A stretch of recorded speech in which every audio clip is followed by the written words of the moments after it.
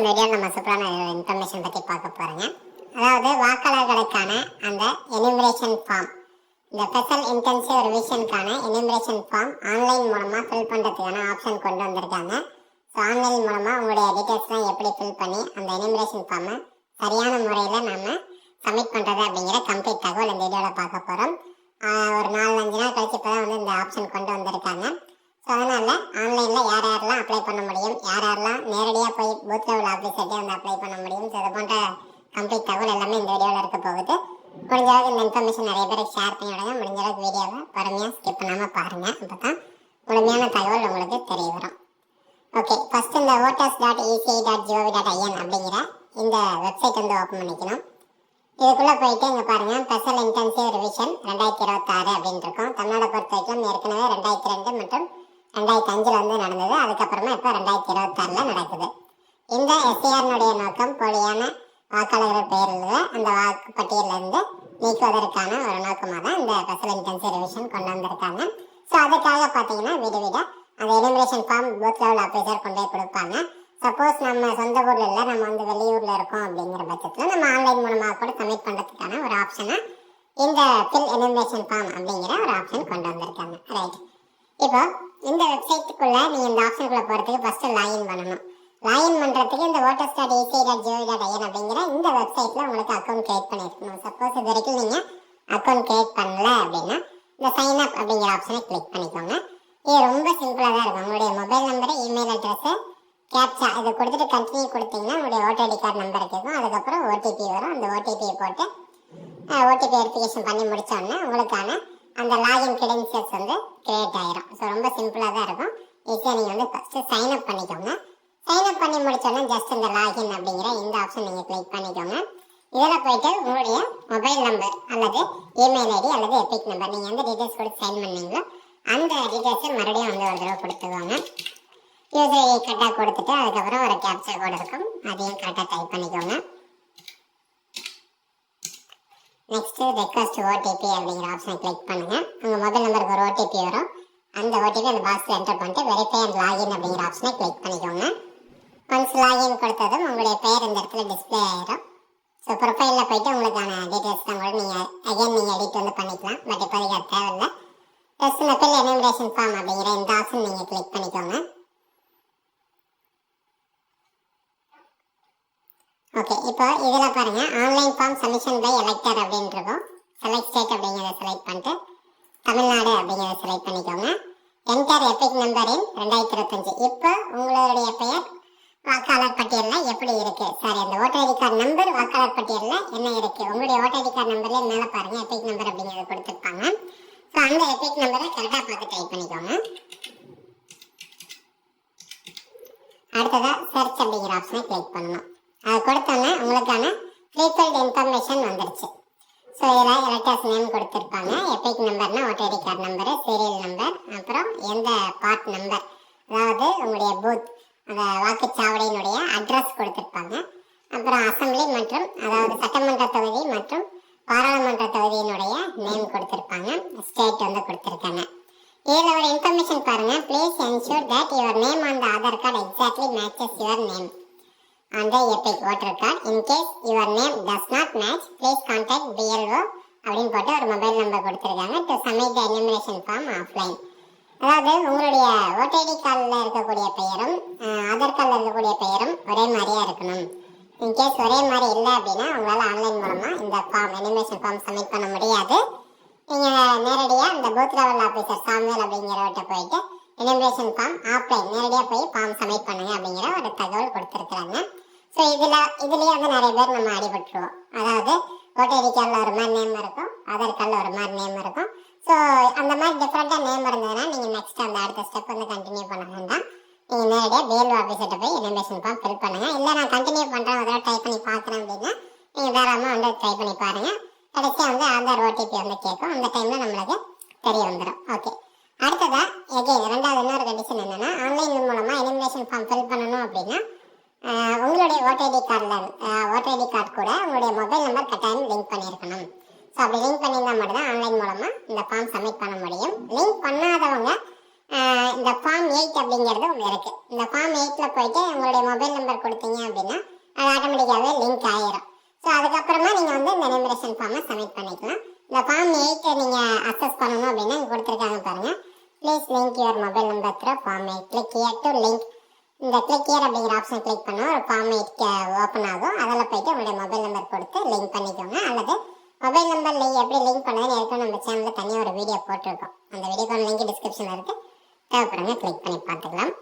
இப்போ நான் OTT card கூட லிங்க் பண்ண அந்த மொபைல் நம்பரை இங்கே நான் டைப் பண்ணிக்கிறேன். அடுத்தபடியாக சென்ட் ஓடிபி அப்படிங்கிறத கிளிக் பண்ணுறேன். நெக்ஸ்ட் வந்து பார்த்தீங்கன்னா ஓடிபி வரும். ஓடிபி கொடுத்துட்டு வெரிஃபை ஓடிபி அப்படிங்கிற ஆப்ஷனை கிளிக் பண்ணணும். அடுத்ததாக கீழே இங்கே பாருங்கள் 3 ஆப்ஷன் கேட்டிருக்காங்க. இதில் எதுனா ஒரு ஆப்ஷன் நீங்கள் செலக்ட் பண்ணணும். First one, my name exist in electoral roll of last SIR. கடைசியாக கண்டக்ட் பண்ண அந்த எஸ்ஐஆர் ரிவிஷன் அப்போ என்னுடைய பெயர் அந்த பட்டியலில் இருந்தது அப்படின்னா இந்த ஆப்ஷன் செலக்ட் பண்ணணும். சரி, இருக்கா இல்லையா அப்படிங்கிறத எப்படி செக் பண்ணுறதுன்னு நான் உங்களுக்கு சொல்கிறேன். ரெண்டாவதாக மை பேரண்ட்ஸ் நேம், அப்பா அம்மா தாத்தா பாட்டியினுடைய பெயர் வந்து எலக்ட்ரல் ரோல் லாஸ்ட் எஸ்ஐஆர்ல வந்து இருந்தது அப்படின்னா ரெண்டாவது ஆப்ஷன் செலக்ட் பண்ணணும். முதல் ஆப்ஷன்லேயே உங்களுடைய பேர் இருந்ததுன்னா முதல் ஆப்ஷன் செலக்ட் பண்ணிட்டு அப்படியே விட்டுருங்க. இல்லை ரெண்டாவது ஆப்ஷன் வந்து உங்களுக்கு ஷூட் ஆகுதுன்னா ரெண்டாவது ஆப்ஷன் செலக்ட் பண்ணுங்க. இல்லை நான் 3 ஆப்ஷன் பாருங்க, neither my name nor my parents name exist இந்த electoral roll of last SIR. கடந்த 2002-2005 ரிவிஷன் அப்போ என்னுடைய பெயரும் இல்லை, என்னுடைய அப்பா அம்மா தாத்தா பாட்டி யாருடைய பெயருமே அந்த பட்டியலில் இல்லை அப்படிங்கிறத உறுதிப்படுத்திட்டு இல்லை அப்படிங்கிற பட்சத்தில் இந்த 3வது ஆப்ஷன் நீங்கள் செலக்ட் பண்ணணும். ஸோ இப்போ என்னோட கேஸில் வந்து பார்த்தீங்கன்னா என்னுடைய பேர் கிடையாது, பட் அப்பா பேர் வந்து இருக்குது. ஸோ அதனால் நான் ரெண்டாவது ஆப்ஷன் செலக்ட் பண்ணிட்டேன். இப்போ உங்களுக்கு ஒரு டவுட் வரும், சரி என் பேர் இருக்கா இல்லையாங்கிறத நான் எப்படி தெரிஞ்சுக்கிறது? அப்போ என்ன பண்ணணும்னா அந்த ஹோம் பேஜில் பார்த்தீங்கன்னா search your name in last SIR அப்படிங்கிற ஒரு ஆப்ஷன் இருக்கும். அந்த ஆப்ஷன் கிளிக் பண்ணுங்கள். அடுத்ததான் இந்த மாதிரி ஒரு பேஜ் வரும். இதில் போயிட்டு தமிழ்நாடு வந்து செலக்ட் பண்ணுங்கள். கொடுத்துட்டு வியூ அப்படிங்கிற ஆப்ஷனை செலக்ட் பண்ணணும். அடுத்ததாக ஒரு சில ஆப்ஷன்ஸ் வரும், நான் உங்களுக்கு காமிக்கிறேன். அதுக்கு முன்னாடி தற்போது வாக்காளர் பட்டியலில் உங்களுடைய அப்பாவுடைய ஓட்டர் ஐடி கார்டு நம்பர், அம்மாவுடைய ஓட்டர் ஐடி கார்டு நம்பர் இதெல்லாம் நீங்கள் எடுத்து வச்சுக்கோங்க. அல்லது தாத்தா பாட்டியினுடைய ஓட்டர் ஐடி கார்டு நம்பர் எடுத்து வச்சிட்டிங்கன்னா ரொம்ப ஈஸியாக வந்து இருக்கும். நீங்கள் சர்ச் பண்ணி டேட்டா வந்து எடுக்கிறதுக்கு.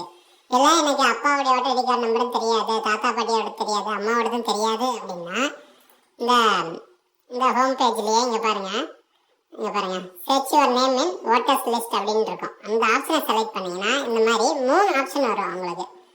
அதாவது search by mobile number use பண்ணி அப்பா அம்மா தாத்தா பாட்டியினுடைய ஓட்டர் ஐடி கார்டு நம்பர் எடுக்கலாம். அல்லது சர்ச் பை டீடைல்ஸ் அப்படிங்கிற ஒரு ஆப்ஷன் இருக்குது. ஸோ எந்த விவரமும் தெரியாமல் இந்த ஒரு ஆப்ஷன் மூலமாக ஈஸியாக வந்து எடுக்கலாம். நான் அப்படி தான் எடுத்தேன் என்னோட அப்பானுடைய ஓட்டர் ஐடி கார்டு நம்பரை. இங்கே பார்த்தீங்கன்னா ஸ்டேட் செலக்ட் பண்ணிவிட்டு நேம் அப்பானுடைய பெயரை கொடுத்துட்டு relative name, so relative name வந்து கொடுத்துக்கோங்க.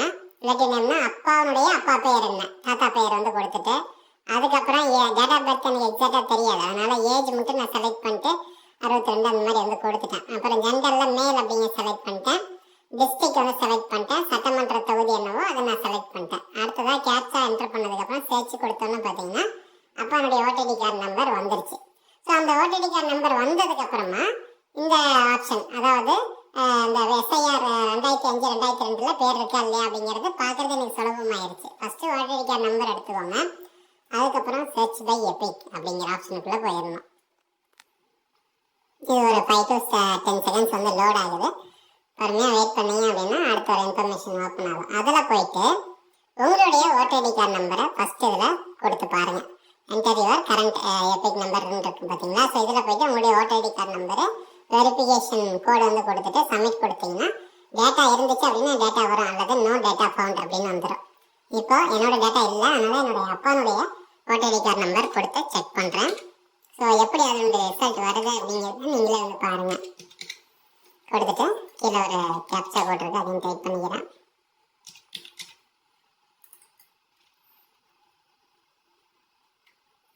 சர்ச் கொடுத்தோம்னா பார்த்தீங்கன்னா இதுவும் ஒரு 10 to 15 செகண்ட்ஸ் லோட் ஆகும்.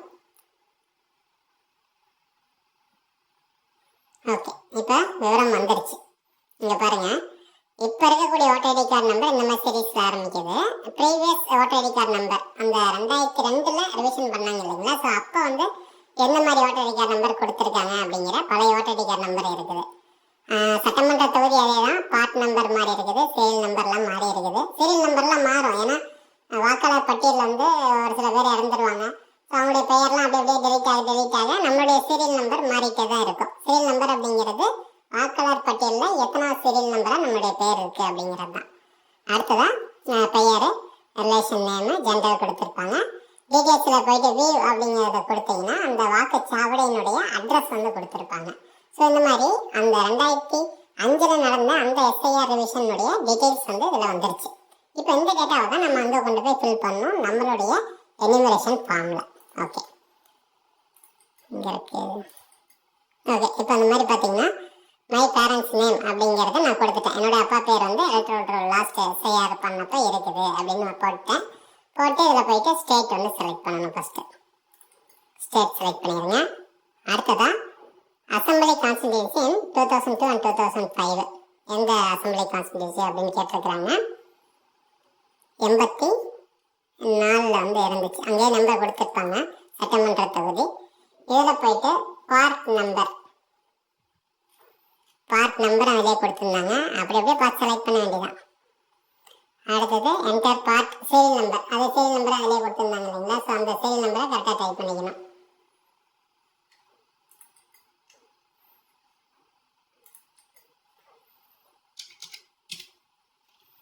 அடுத்ததாக செலக்ட் யுவர் ரிலேஷன்ஷிப், ஃபாதர் அப்படிங்கிறத செலக்ட் பண்ணிட்டேன்.